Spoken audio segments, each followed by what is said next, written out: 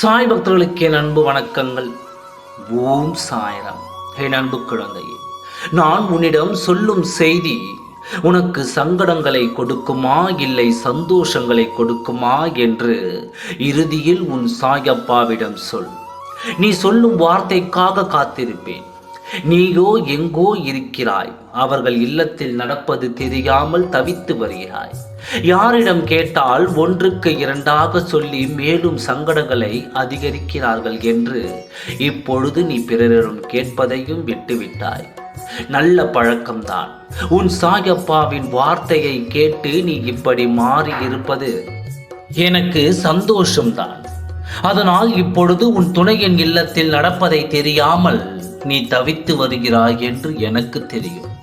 உன் சாயப்பா இப்பொழுது சொல்ல வந்த செய்தி, உன் துணையின் இல்லத்தில் எல்லோரும் மகிழ்ச்சியில் துள்ளி குதித்து கொண்டிருக்கிறார்கள். உன் துணை உட்பட அவர்கள் இல்லத்தில் கெட்டி மேளம் சத்தம் கேட்கப் போகிறது. ஏதோ ஒரு விசேஷத்தால் சங்கடங்களை மறந்து சந்தோஷத்தில் துள்ளி குதிக்கும் உன் துணையின் இல்லம் எதற்காக இந்த விசேஷங்கள், எதற்காக இந்த கெட்டி மேளங்கள் முழங்கப் போகிறது என்று சொல்கிறேன். பல காலமாக அவர்கள் இல்லத்திலும் நல்ல காரியங்கள் நடக்காமல் மிகவும் மன வருத்தத்தை கொடுத்து கொண்டு தான் இருந்தது. இனிமேலாவது நல்ல காரியங்கள் நடக்கட்டும், குடும்பத்தில் இருக்கும் பிரச்சனைகள் ஒழியட்டும் என்று எல்லோரும் சேர்ந்து ஒரு முடிவிற்கு வந்திருக்கிறார்கள். என்ன முடிவிற்கு வந்துள்ளார்கள் தெரியுமா? இருக்கும் காலம் முழுவதும் வாழ்க்கையில் சங்கடங்களை அனுபவித்தே தீர வேண்டுமா?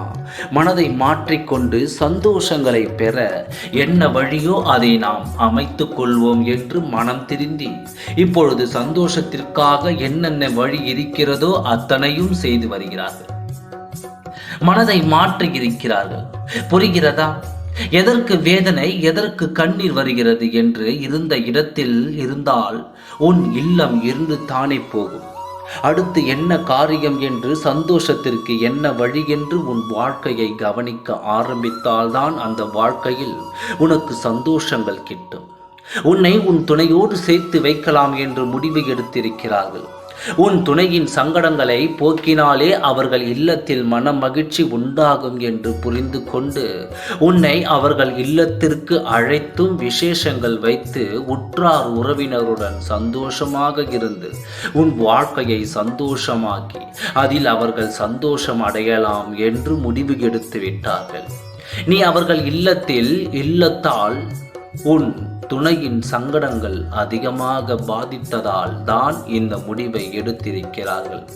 நாளை இந்த திருப்பம் உன் வாழ்க்கையில் நடக்கப் போகிறது.